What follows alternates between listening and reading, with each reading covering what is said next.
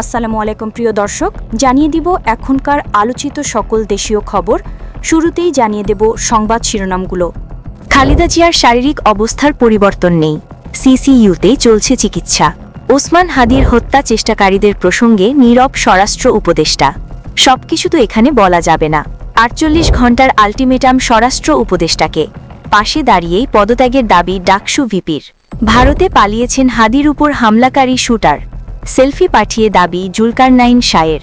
সন্ত্রাস বিরোধী আইনে গ্রেফতার দেখানো হল সাংবাদিক আনিস আলমগীরকে, সঙ্গে অভিনেত্রী মেহের আফরোজ শাওন সহ ৪ জন। প্রিয় দর্শক, এতক্ষণ দেখছিলেন সংবাদ শিরোনামগুলো, এখন জানাবো বিস্তারিত খবর। খালেদা জিয়ার শারীরিক অবস্থার পরিবর্তন নেই, সিসিইউতে চলছে চিকিৎসা। বিএনপি চেয়ারপারসন খালেদা জিয়ার শারীরিক অবস্থার বড় কোনো পরিবর্তন হয়নি বলে নিশ্চিত করেছে তার মেডিকেল বোর্ড। বোর্ডের সদস্যরা জানিয়েছেন তার স্বাস্থ্যের অবস্থা আগের মতোই আছে। সবশেষ মেডিকেল বোর্ড বিবৃতির মাধ্যমে যে আপডেট জানিয়েছিল এখনও তেমনই স্থিতিশীল রয়েছে। বোর্ডের পক্ষ থেকে ডক্টর জিয়াউল হক গতকাল সন্ধ্যায় গণমাধ্যমকে বলেন, ম্যাডামের স্বাস্থ্যের বড় কোনো উন্নতি বা অবনতি হয়নি। তিনি জানান, পরবর্তী কিছু পরীক্ষা নিরীক্ষা করতে দেওয়া হয়েছে। সেই রিপোর্টগুলো হাতে এলে নতুন করে চিকিৎসার বিষয়ে সিদ্ধান্ত নেওয়া হবে। এখনও তিনি নিবিড় পরিচর্যা কেন্দ্র বা সিসিইউতে চিকিৎসাধীন রয়েছেন। মেডিকেল বোর্ডের আরেকজন সদস্য নিশ্চিত করেন, খালেদা জিয়ার স্বাস্থ্যের উন্নতি হচ্ছে বটে, তবে তা খুবই সামান্য এবং ছোট ক্ষেত্রে। তার বর্তমান শারীরিক সক্ষমতা এখনও বিদেশে নিয়ে ভ্রমণ করানোর মতো নয়। বোর্ডের সদস্যরা বলছেন, এই অবস্থার উন্নতিতে সময় লাগবে।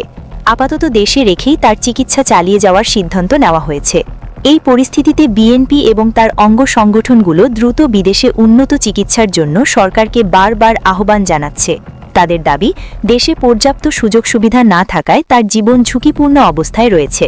তবে মেডিকেল বোর্ড এবং সরকারের পক্ষ থেকে জানানো হচ্ছে, তার স্বাস্থ্যের অবস্থা বিদেশে নেওয়ার মতো স্থিতিশীল না হওয়া পর্যন্ত দেশে সর্বোচ্চ চিকিৎসা নিশ্চিত করা হবে। এই রাজনৈতিক চাপানুত্তর সত্ত্বেও চিকিৎসা বোর্ডের সবশেষ বক্তব্য অনুযায়ী সাবেক এই প্রধানমন্ত্রীর স্বাস্থ্যের অবস্থা এখন পর্যন্ত স্থিতিশীল রয়েছে। ওসমান হাদির হত্যা চেষ্টাকারীদের প্রসঙ্গে নীরব স্বরাষ্ট্র উপদেষ্টা। সবকিছু তো এখানে বলা যাবে না। ইনকিলাব মঞ্চের মুখপাত্র শরীফ ওসমান হাদির উপর হত্যা চেষ্টা চালানো সন্ত্রাসীদের সম্পর্কে এখনই সবকিছু জনসম্মুখে বলা যাবে না বলে মন্তব্য করেছেন স্বরাষ্ট্র উপদেষ্টা লেফটেন্যান্ট জেনারেল জাহাঙ্গীর আলম চৌধুরী। তিনি বলেন, আমাদের ছোট ভাই হাদির প্রতিটি দাবি যৌক্তিক এবং এর আগেও আমরা তাদের সামনে সেই দাবিগুলো বাস্তবায়নের পদক্ষেপ নেওয়ার কথা জানিয়েছি। এই পদক্ষেপগুলো আরও বেগবান করার জন্য কাজ চলছে। উপদেষ্টা জানান, সরকার ইনকিলাব মঞ্চের এই যৌক্তিক দাবিগুলো অবশ্যই বাস্তবায়ন করবে। স্বরাষ্ট্র উপদেষ্টা ওসমান হাদির দ্রুত আরোগ্যের জন্য সবার কাছে দোয়া কামনা করেন। তিনি বলেন, আমাদের ওসমান হাদি এখন অসুস্থ, তিনি যেন দ্রুত সুস্থ হয়ে আমাদের মাঝে ফিরে আসতে পারেন, এটাই আমাদের একমাত্র প্রত্যাশা। তবে ওসমান হাদির হত্যা চেষ্টাকারীরা বর্তমানে দেশে আছেন নাকি পালিয়ে গেছেন, এই বিষয়ে সাংবাদিকদের সুনির্দিষ্ট প্রশ্নের উত্তরে উপদেষ্টা কেবল বলেন, সবকিছু তো এখানে বলা যাবে না। স্বরাষ্ট্র উপদেষ্টার এই নীরবতা এবং সরাসরি উত্তর এড়িয়ে যাওয়া নিয়ে রাজনৈতিক মহলে নানা প্রশ্ন উঠছে। তদন্তের অগ্রগতি এবং অপরাধীদের অবস্থান সম্পর্কে সরকারের পক্ষ থেকে কেন সম্পূর্ণ তথ্য প্রকাশ করা হচ্ছে না। ওসমান হাদির উপর হামলার ঘটনার পর দেশ জুড়ে ছাত্র জনতার যে আন্দোলন সৃষ্টি হয়েছিল, তার পরিপ্রেক্ষিতে এই মামলার দ্রুত এবং স্বচ্ছ তদন্ত দাবি করে আসছেন সাধারণ মানুষ ও অন্যান্য রাজনৈতিক কর্মীরা। ৪৮ ঘণ্টার আলটিমেটাম স্বরাষ্ট্র উপদেষ্টাকে। পাশে দাঁড়িয়েই পদত্যাগের দাবি ডাকসু ভিপির। ডাকসু ভিপি সাদিক কায়েম স্বরাষ্ট্র উপদেষ্টা লেফটেন্যান্ট জেনারেল জাহাঙ্গীর আলম চৌধুরীকে ৪৮ ঘণ্টার আলটিমেটাম দিয়েছেন। তিনি সরাসরি উপদেষ্টার পাশে দাঁড়িয়েই এই দাবি তুলেছেন এবং আলটিমেটামের মধ্যে ৩ দফা দাবি আদায় না হলে ৩ উপদেষ্টার পদত্যাগের জন্য আন্দোলন শুরু করার ঘোষণা দেন। গতকাল দুপুরে স্বরাষ্ট্র উপদেষ্টার সঙ্গে বৈঠক শেষে মন্ত্রণালয়ে সাংবাদিকদের সামনে তিনি এই কঠোর অবস্থান ব্যক্ত করেন। ডাকসু ভিপি সাদিক কায়েম বলেন, অনীতি বিলম্বে আমাদের দাবিগুলো মানতে হবে। আইন শৃঙ্খলা পরিস্থিতির দৃশ্যমান পরিবর্তন না দেখাতে পারলে স্বরাষ্ট্র উপদেষ্টা, আইন উপদেষ্টা এবং স্বরাষ্ট্র উপদেষ্টাকে পদত্যাগ করতে হবে।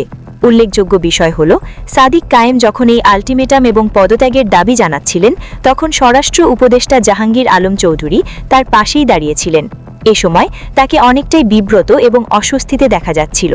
ডাকসু ভিপি সাদিক কায়েম ৩টি দাবি পড়ে শোনান। প্রথম দাবিতে তিনি বলেন, ওসমান হাদির ওপর গুলি বর্ষণের সঙ্গে জড়িত প্রত্যক্ষ হামলাকারী, পরিকল্পনাকারী এবং সহায়তাকারী সকল সন্ত্রাসীকে অবিলম্বে গ্রেফতার করতে হবে। তিনি আরও দাবি করেন, গোয়েন্দা সংস্থা সহ রাষ্ট্রের সকল সংশ্লিষ্ট অর্গানকে দ্রুত জবাবদিহির আওতায় আনতে হবে এবং যাদের গাফিলতি প্রমাণিত হবে তাদের বিচারের মুখোমুখি করতে হবে। একই সঙ্গে যারা এই হামলাকে সমর্থন জুগিয়েছে, হাদি ভাই ও জুলাই বিপ্লবীদের হত্যাযোগ্য করে তুলেছে, সেই সাংস্কৃতিক ফ্যাসিস্টদের সামাজিকভাবে সম্পূর্ণ বয়কট করতে হবে। এসব ব্যবস্থা অনতিবিলম্বে দৃশ্যমান করতে হবে।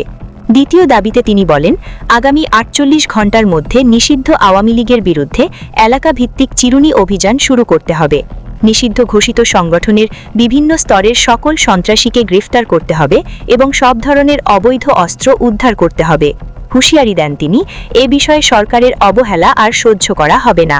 ভারতে পালিয়েছেন হাদির উপর হামলাকারী শুটার, সেলফি পাঠিয়ে দাবি জুলকারনাইন শাহের। ইনকিলাব মঞ্চের অন্যতম সংগঠক শরীফ ওসমান হাদিকে হত্যার উদ্দেশ্যে গুলি করা ফয়সাল করিম মাসুদ ওরফে দাউদ খান ভারতে পালিয়েছেন বলে দাবি করেছেন আল জাজিরার প্রবাসী বাংলাদেশি সাংবাদিক জুলকারনাইন শাহের।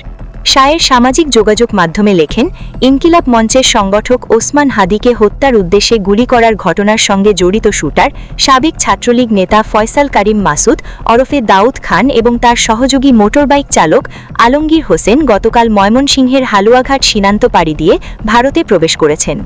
এই ঘটনার পর তাদের ভারতে আশ্রয় এবং সহায়তার বিষয়েও গুরুতর অভিযোগ উঠেছে। বিশেষ গোয়েন্দা সূত্রে জানা যায়, ভারতে প্রবেশ করার পর জাহাঙ্গীর কবির নানকের পিএস মোহাম্মদ মাসুদুর রহমান বিপ্লব ফয়সাল করিম মাসুদকে একটি ভারতীয় নম্র জোগাড় করে দেন। এই তথ্য বাংলাদেশে আইন শৃঙ্খলা বাহিনীর ব্যর্থতা এবং রাজনৈতিক আশ্রয় প্রশ্রয়ের দিকেই ইঙ্গিত করছে।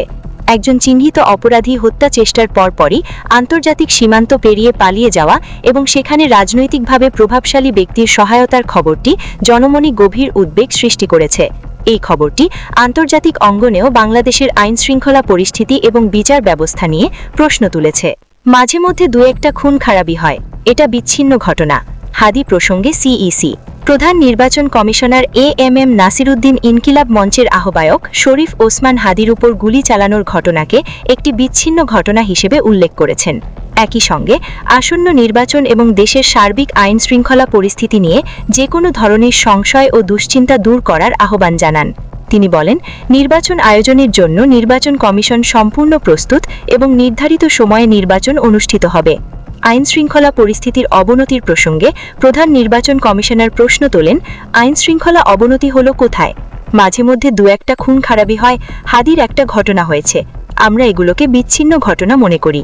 তিনি উদাহরণ টেনে বলেন, এ ধরনের ঘটনা তো সব সময় ছিল। আগে কি আহসানুল্লাহ মাস্টার খুন হন নাই? এরকম তো অনেক আগেও হয়েছে। সিইসি আরও বলেন, সাবেক পররাষ্ট্রমন্ত্রী কিবরিয়া সাহেবও তো ইলেকশনের সময় খুন হয়েছিলেন। তিনি মনে করেন, বাংলাদেশে এ ধরনের ঘটনা নতুন কিছু নয়। আইনশৃঙ্খলা পরিস্থিতির তুলনামূলক উন্নতির কথা উল্লেখ করেন। তিনি বলেন, ৫ আগস্ট ২০২৪ সালের পরিস্থিতির সঙ্গে বর্তমান অবস্থার তুলনা করে দেখুন। যখন থানাগুলো ইনঅ্যাক্টিভ ছিল, পুলিশ স্টেশন কাজ করছিল না, তখন যে অবস্থা ছিল এখন তার চেয়ে অনেক উন্নতি হয়েছে। তিনি বলেন, আমরা এখন শান্তিতে চলাফেরা করতে পারছি, রাস্তাঘাটে চলাফেরা করতে পারছি, শান্তিতে ঘুমাতে পারতেছি। তিনি জোর দিয়ে বলেন, আইন শৃঙ্খলা পরিস্থিতির অবনতি হয়নি। তিনি গতকালই আইন শৃঙ্খলা বাহিনীর শীর্ষ অধিকর্তাদের সঙ্গে বৈঠক করেছেন এবং নির্ধারিত নির্দেশনা দিয়েছেন। সিইসি জানান, আইন শৃঙ্খলা বাহিনীর সম্পূর্ণ প্রস্তুত যাতে এখন থেকে নির্বাচন পর্যন্ত শান্তি শৃঙ্খলা বজায় থাকে এবং সুষ্ঠুভাবে নির্বাচন করা যায়। তিনি নেশাতে দেওয়া ওয়াদা পরিপালনে নির্বাচন কমিশন প্রতিজ্ঞবদ্ধ বলে উল্লেখ করেন এবং নিশ্চিন্ত থাকতে আহ্বান জানান। সন্ত্রাস বিরোধী আইনের মামলায় গ্রেফতার দেখানো হল সাংবাদিক আনিস আলমগীরকে, সঙ্গে অভিনেত্রী মেহের আফরোজ শাওন সহ ৪ জন। উত্তরা পশ্চিম থানার সন্ত্রাস বিরোধী আইনের একটি মামলায় সাংবাদিক আনিস আলমগীরকে গ্রেফতার দেখানো হয়েছে। ঢাকা মহানগর পুলিশের জনসংযোগ এবং গণমাধ্যম শাখার উপ পুলিশ কমিশনার তালিবুর রহমান এই তথ্য নিশ্চিত করেছেন। তিনি জানান, উত্তরা পশ্চিম থানার সন্ত্রাস বিরোধী আইনে তাকে গ্রেফতার দেখানো হয়েছে এবং তাকে আদালতে সোপর্দ করা হবে। এর আগে ঢাকা মহানগর পুলিশের অতিরিক্ত কমিশনার মোহাম্মদ শাফিকুল ইসলাম নিশ্চিত করেন, উত্তরা পশ্চিম থানায় সাংবাদিক আনিস আলমগীর, অভিনেত্রী মেহের আফরোজ শাওন সহ মোট ৪ জনের বিরুদ্ধে মামলা হয়েছে। গতরাতে রাজধানী ধানমন্ডির একটি জিম থেকে ডিবি সদস্যরা আনিস আলমগীরকে নিয়ে যান বলে অভিযোগ রয়েছে। থানায় দেওয়া লিখিত অভিযোগে বলা হয়েছে, রাষ্ট্রের স্থিতিশীলতা নষ্টের ষড়যন্ত্র এবং নিষিদ্ধ সংগঠনকে উস্কে দেওয়ার অভিযোগ আনা হয়েছে তাদের। জুলাই রেভলিউশনারি অ্যালায়েন্স নামের একটি সংগঠনের কেন্দ্রীয় সংগঠক আরিয়ান আহমেদ এই অভিযোগ দায়ের করেন। অভিযুক্ত অপর দুজন হলেন মারিয়া কিসপত্রা এবং ইমতুর রাতিশ ইমতিয়াজ। অভিযোগে আরও উল্লেখ করা হয়, 2024 সালের জুলাই মাসে বৈষম্য বিরোধী ছাত্র আন্দোলনের পর রাজনৈতিক পট পরিবর্তনের মধ্যে ক্ষমতাচ্যুত প্রধানমন্ত্রী শেখ হাসিনার অনুসারীরা বিভিন্ন কৌশলে দেশে অবস্থান করে রাষ্ট্রের স্থিতিশীলতা নষ্টের ষড়যন্ত্রে লিপ্ত রয়েছে। অভিযুক্তরা এসব কর্মকাণ্ডে প্রত্যক্ষ বা পরোক্ষভাবে সম্পৃক্ত। অভিযোগে বলা হয়েছে, গত 5 আগস্টের পর থেকে অভিযুক্তরা সামাজিক যোগাযোগ মাধ্যমে এবং বিভিন্ন টেলিভিশন টক শোতে অংশ নিয়ে নিষিদ্ধ সংগঠনকে পুনরুজ্জীবিত করার এবং আওয়ামী লীগকে পুনর্বাসনের অপচেষ্টা চালাচ্ছেন। এই গ্রেফতারের ঘটনায় দেশের গণমাধ্যম এবং সাংস্কৃতিক মহলে মিশ্র প্রতিক্রিয়া দেখা গিয়েছে। প্রিয় দর্শক, এই ছিল এখনকার গুরুত্বপূর্ণ নিউজ। আরও গুরুত্বপূর্ণ নিউজ নিয়ে ফিরছি কিছুক্ষণের মধ্যে। নিউজগুলো সবার আগে দেখার জন্য এই চ্যানেলটি সাবস্ক্রাইব করে আমাদের সাথে থাকুন। ধন্যবাদ।